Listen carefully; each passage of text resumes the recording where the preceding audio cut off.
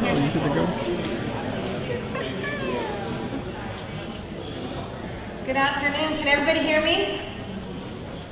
Hi, I'm Rebecca Sloan with the Sacramento Area Council of Governments. I'd like to ask us to all gather together so we can stop you from the poster session that I'm going to tell you about. I know that seems kind of silly. Everybody's already actively engaged, which is very exciting for us. But I would like to see who has been part of the consortium process that we've been having up till now and who is here for the first time. So if this is your first meeting on our work together, could you raise your hand? Great, great. This is kind of a pivotal part of the project, so you're coming at exactly the right time and you can catch up on where this group has been before today on our website. So we've had about 4 consortium meetings since January, and the materials and presentations, video and print materials are available at www.sacog.org. But this is an okay place to start, and we're very happy to see everyone today. The poster boards behind you represent the focus areas in which we will be doing some citizen planning on how to accelerate transit-oriented development. A lot has happened since our meeting at the end of May. We brought our key partners together to give us some expert input on how to make these projects actual action plans, which involve some planning input, some developer input, but mostly trying to figure out what the market will allow. And it was a very interesting day where we looked at 11 sites that had been submitted from our local government jurisdictions for this effort. From that, we had staff recommendation to the SACOG board, and that action took place on June 23rd, in which the board took action to identify the 5 locations that are behind you on the poster boards. And so today is a poster board session where we will move from talking about the grant work to doing some grant work. This is where we get to building our action plans in each of these 5 locations. This is what SACOG enjoys doing the most, which is community planning with residents and citizens and activist stakeholders. And so for the next year, we really look forward to working with all of you and absolutely everyone you know. So we hope you'll help us in our list development, because what goes forward needs to be as comprehensive a process as we can possibly do in the next 12 months, representing, it's actually less than 12 months, Joe's giving me a look. It'll be faster than 12 months, but nonetheless, we need as many stakeholders as we can engage so that we really have a full action plan that represents all the interests and concerns around these communities. So we will get to those points when we break into our poster sessions. I want to introduce some of the steering committee for the grant work that is able to join us today. I see Alan Folks from Urban Land Institute and Mary Sater, also from Urban Land Institute. She's hiding as usual. Jonathan London from UC Davis Center for Regional Change, and Adrian LePage. Did Adrian? Thank you. From Valley Vision, our nonprofit partner at SACOG. And we also have a guest here from Congressman Lundgren's office, Robert Ehlert. Nice to see you. And as many of you have already met, the project manager for this HUD grant work with the Partnership for Sustainable Communities is Joe Concannon, and he's going to give you a little narrative explanation of the 11 scenarios that we looked at and the 5 that were selected and what the board action from SACOG represents. And I think that'll give you a good foundation as we move forward into the poster sessions. And at each of the 5 posters behind you, we will have SACOG staff and steering committee members so that you can help us, beyond the visuals that you see, really capture what you might be familiar with in these areas as residents or employees or neighbors of these communities. And with that, Joe.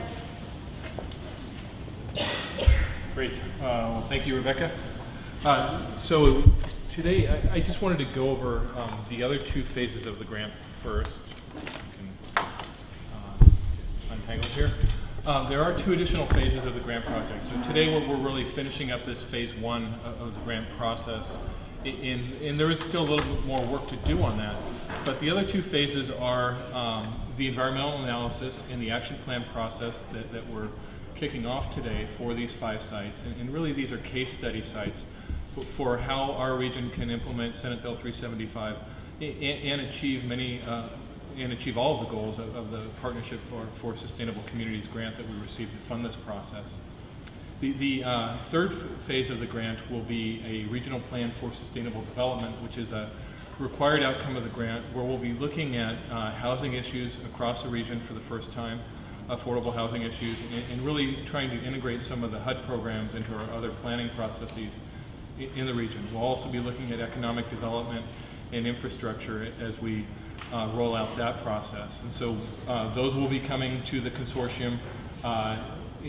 Probably after the fall, we'll convene this broad group again to help advise us on how to form that project in that plan as we develop what we want that to look like for our region. So, maybe a little bit different setup for us today.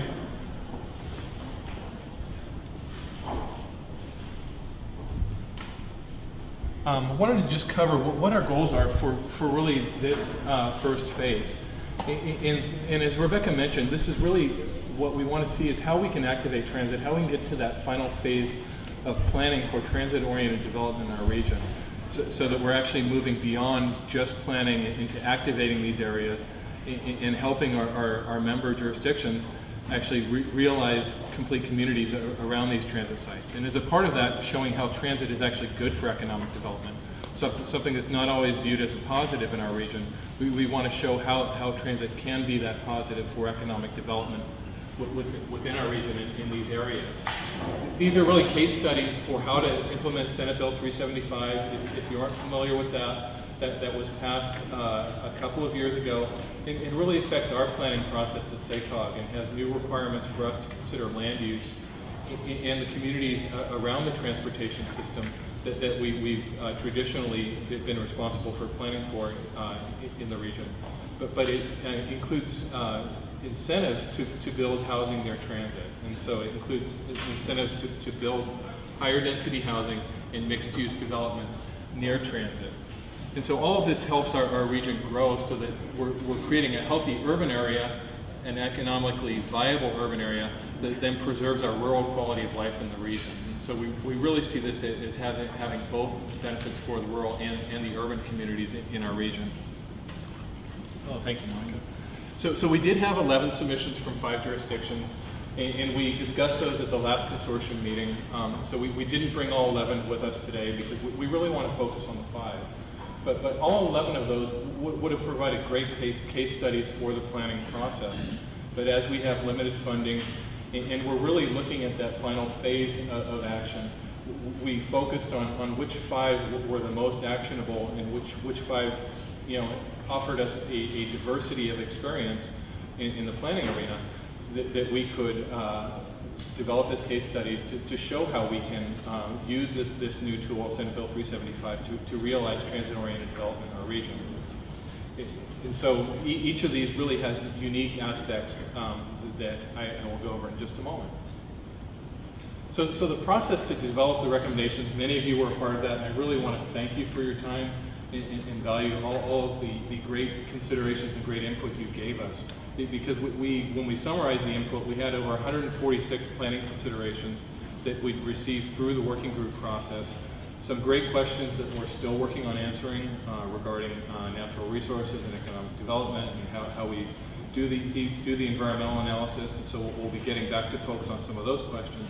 But we really distilled those planning considerations into one of our end products for the HUD grant, but also to show how we can use your input to broaden our perspective for how we look at these transit-oriented development sites.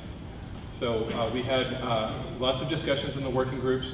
We had research from SACOG staff with the jurisdictions on these sites. And then partner research really proved most valuable for the economic development and the infrastructure processes. And so for those 2, we had Valley Vision conduct interviews with the regional economic development community on each of the sites to really get a profile of where things are working in the world right now as far as economic development goes and where they're still struggling. Regional Water Authority did a similar process looking at infrastructure across the region. And so we'll be coming back to those two topics as we move throughout the process. We also applied the SACOG analysis tools to each of these sites so that we can make sure that they all were showing good benefit to the transportation system through our process. And if you look online, you can see the full board packet that included all the website comments that we received throughout the process and the letters that you submitted to us. So the considerations that the primary ones we used were to select these sites were the planning. Where were these sites in the planning timeline? And so some sites were much further back and were new initiatives that still were great ideas. And one of those newer initiatives is here today in the Watt-Manlove site. Is a new plan that's just being shown to the region, and really the county staff has been working with the landowner on that, and so we're really happy to select that site. Other ones were maybe too large. The JKNL site was a little large for us to study, and so that one was not one that we felt we could afford to select. But as you look at the board packet online, you can see some of the reasons that we have the ones before you here today. The equity impacts, we had great work done by the UC Davis Center for Regional Change on Equity. And so we had a good consideration of all of the opportunities and challenges. The vulnerability index, the opportunity index that they developed really helped inform our board and that key advisory team at ULI what equity considerations we should have on these sites as we go into the next phase of actually developing these implementation plans. Infrastructure and economic development I covered, those were important considerations. But really what we heard through this process was to make it real for the region, to make it something that could be used again, to make sure that we had a diversity of considerations in the areas that we didn't want to pick just all one type of area, one type of transit-oriented development, because we wouldn't learn as much through that. And so all of the working groups were very clear that they wanted the region to learn through this process by having a variety of different environments and different planning environments to work with on these sites. So as we describe the sites, next slide. I guess the last point I wanted to cover was that if we could have afforded to do all the sites, that would have been great, but we have a limited budget on this grant. And so we did want to make sure that we pick sites that we could provide value to the jurisdictions, and then that learning to our planners and the rest of the planning community on how to use those benefits of Senate Bill 375 in different planning perspectives. So we had 4 jurisdictions represented in the 5 sites that we are able to consider in this process. And so we have City of Rancho Cordova, City of Sacramento, City of West Sacramento, and County of Sacramento represented. All of the sites ranked above average in the vulnerability index that Center for Regional Change developed. And one of the things we still have to do is to produce all the documentation of this process. And so stay tuned, because we will have follow-up on all of those considerations that you worked with us on through the working groups. But to get into the sites themselves, the Mather Mills site really provided a great example of a suburban community where we have light rail already, and we have challenges that the city's been working on for many years to overcome. And so they've been working with the Mather Mills light rail station area and many of the property owners in that area, and have done a great job, in attracting Los Rios Community College to the area. But there's still some hurdles in their planning process. The biggest one we've identified so far is that the Folsom Corridor specific plan was done before greenhouse gas analysis was required. And so through our EIR for this process, the environmental document for our transportation plan, we're looking to provide the greenhouse gas clearance for the development in that planning area. We also, through the action plan, can provide great great interface with the Urban Land Institute and the city, where they can begin to look at new concepts for some of the other properties in the area, and really to begin to leverage the economic development prospects for those other sites because of the great work that they've already done in that area. The Fruit Ridge Stockton, second site we selected, is a very disadvantaged area, and Sacramento Housing and Redevelopment's also been doing great work in that area to work with some of the nuisance issues in the area, and to really begin to realize new development types in the area, and work with the community in seeing the potential for that area. So that area really provided a great partnership with a redevelopment agency, one that we're hoping stays through the budget cycle, but also provides a great example of how we can use a NEPA clearance, which Sacramento Housing and Redevelopment has a federally funded housing project in that area, where they'll have to clear it with the National Environmental Policy Act, that we need to marry up with the California Environmental Quality Act, and so that really provides us a great experience for how we can work with those two environmental documents on clearing development sites in that area. The third site, the R Street light rail station, has had quite a bit of planning for many years, and has seen some great development. But the zoning for the area, the city of Sacramento, has an older zoning code in the area that doesn't allow for the densities that their general plan planned for. And so with that area, we'll be working with the city of Sacramento to provide environmental clearance for their zoning document to get up to their general plan capacities. We'll also be working with the community on some of the sites in the area that are now being looked at for development. But that offers a great opportunity with 2 light rail stations in the area, and some recent work on pedestrian and bicycle access and street improvements in the area. Fourth area, the Watt-Manlove area, I touched on briefly before, but this really offers a unique opportunity for a public-private partnership. There's one primary landowner in the area, Tiker, who is looking, has a development plan for the area, and is looking at how they can realize a transit-oriented, complete that transit-oriented development, which was started really back in the early 90s, late 80s in that area. So how housing can be added to that area to complete that community. The fifth area, Washington neighborhood, is in West Sacramento, and that area is historically has some historic challenges.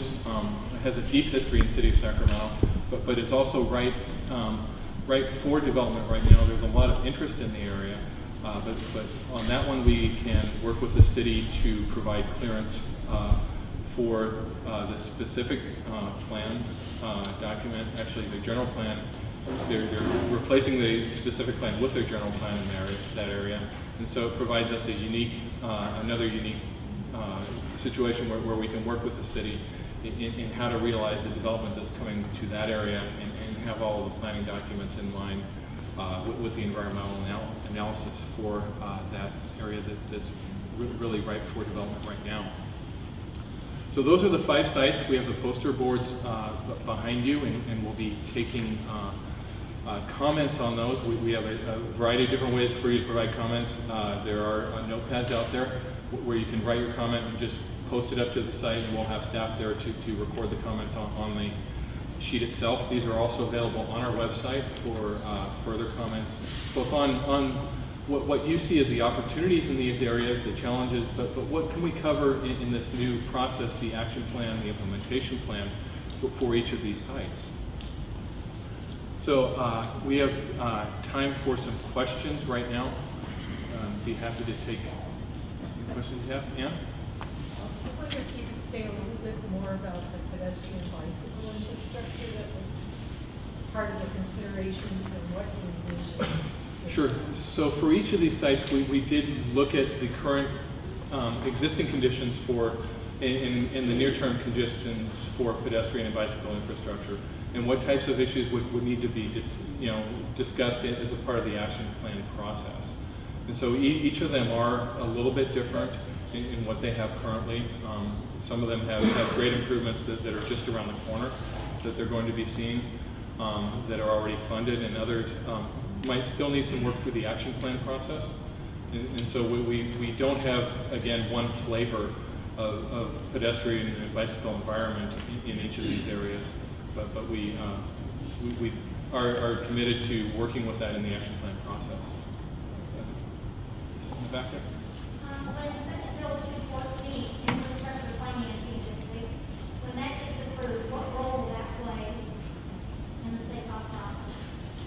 Well, and I'm a big ignorant on that bill, so I'll say I just hope it provides a very helpful role in the process. I have not familiar with that bill, but any infrastructure financing would be very helpful. I know there's also discussion at the federal level of infrastructure banks, where we could get low interest or no interest loans for our members for infrastructure. But we'll definitely put that down as something to research.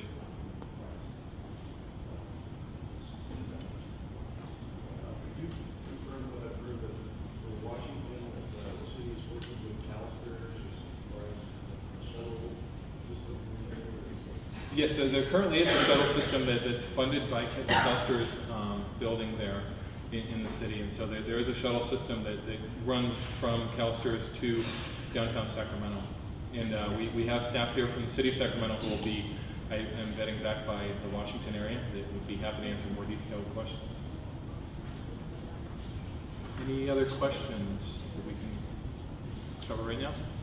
Can you go into a little bit more detail about how you use the equity analysis to choose these 5 sites? Sure. So Center for Regional Change really did a great job in helping us take their what they already designed for other projects was a vulnerability index and an opportunity index.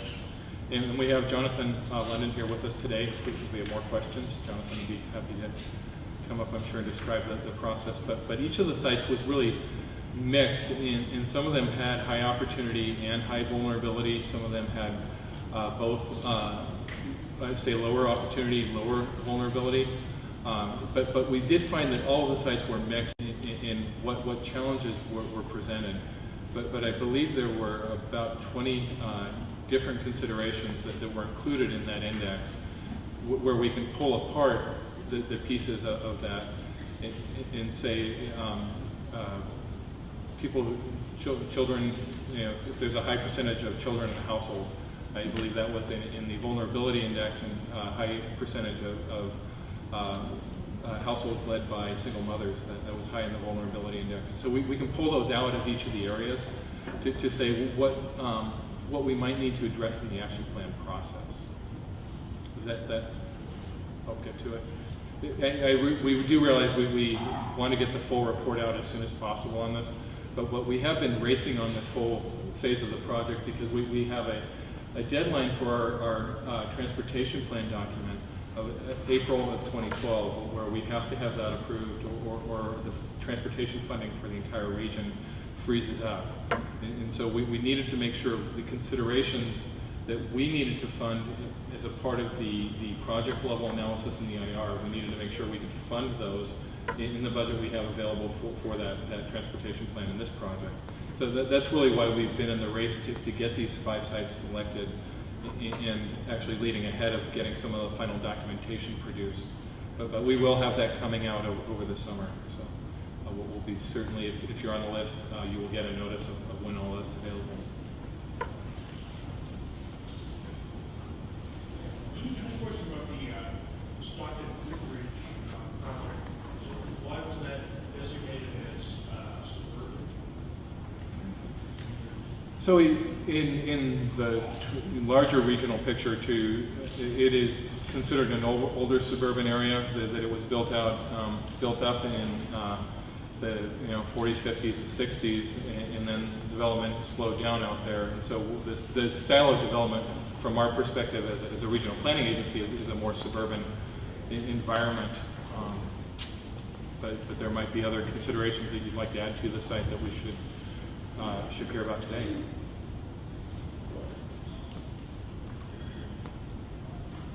Yes. So you get the impression that the SACOG staff would be working with the Yes, so this is a great intro for Rebecca's next comments, but we will be working on the technical side with all the jurisdiction staff. We actually have already started discussing these sites, and so there's quite a bit of work to do there. We'll be working with the utility providers in the area to make sure that there are plans to provide the utilities for what we hope is the build out of these areas in the near future. So I don't see any more questions. I'll pass it to Rebecca to talk about our next steps. So because we were looking for as many learning opportunities as we could with this grant process to apply to what could be outwards of 40 transit priority areas in our region's transportation system, these are purposefully very distinct, and the needs and issues to be addressed in each of them are unique. So we don't want to start from square one where we're doing outreach and engagement for the very first time and then making things up without any basis for the work that's already gone before this effort. So we will be working very closely with each of the local governments who submitted these projects to understand better what planning work they've already done with their residents and where they have found challenges, obstacles, or opportunities that they just haven't been able to maximize to date. So each of these areas will have a unique outreach plan, and the list of opportunities and challenges that will be addressed in the action plans will be unique for each of them. What is very critical for us moving forward is that we get your assistance in identifying issues that you might be aware of, so that when we meet with the jurisdictional staff, we can make sure that their list of things that they've been working on includes the concerns that you might have as it relates to our work together on building partnership for sustainable communities and thinking about complete communities around transit access. It's also very important that we understand who the stakeholders are that you think would be most significant to address the issues that are likely to come up, so that we really learn from those opportunities and understand the concerns, not just from the private not just from the private standpoint, but from the public standpoint, and how those have a nexus that we can look for opportunities to address those concerns without waiting till we get to, sometimes what happens in the planning process is community members or activist groups are left out of the process, or they're not familiar with some of the issues that have come forward until the very end of that process, which doesn't really afford much opportunity for collaboration, coordination, and problem solving. So the last thing we would want to do is wait till the end when we have completed our action plans to hear from brand new stakeholders of issues and concerns that we haven't addressed, because it doesn't actually lend to an action plan. It lends to more planning, and what this grant is trying to do is accelerate the planning process to actually building something that will make it easier for people to get to jobs, have a high quality of life that's affordable, or even create jobs that didn't exist before in some of these communities where the infrastructure is already in place. So there is a charge somewhere disguised in those comments for each of you, which is to visit as many of the poster session boards as you can, so that if you have input across more than one community, if you know stakeholder groups, if you're familiar with issues that you've been working on, that we don't presume at SACOG or with the local government that we've been working with, that we are in the know of the full list of issues to be addressed in those action plans, because we clearly don't presume that, and it would be not necessarily lending to the outcomes that we're seeking with this grant for us not to be thorough in this process. So I know there's a number of community groups present that we've seen in MTP workshops or blueprint workshops, or are just from very active communities.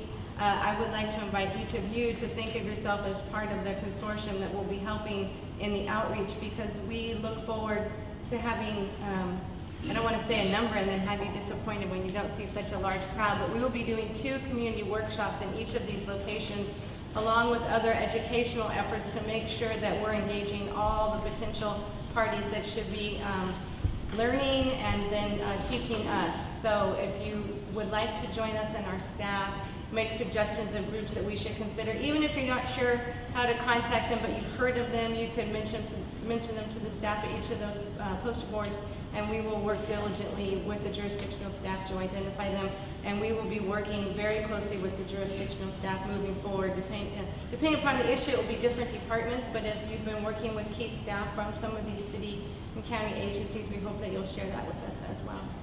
Any questions about the process going forward? None. I must have been very clear, or else you're just ready to get back to what we were doing, which is engaging on those poster boards. We will not be coming back together as a group, but I do encourage you to stay long enough to share all your concerns and ideas on these 5 communities so that we can get started on this work together. Thank you.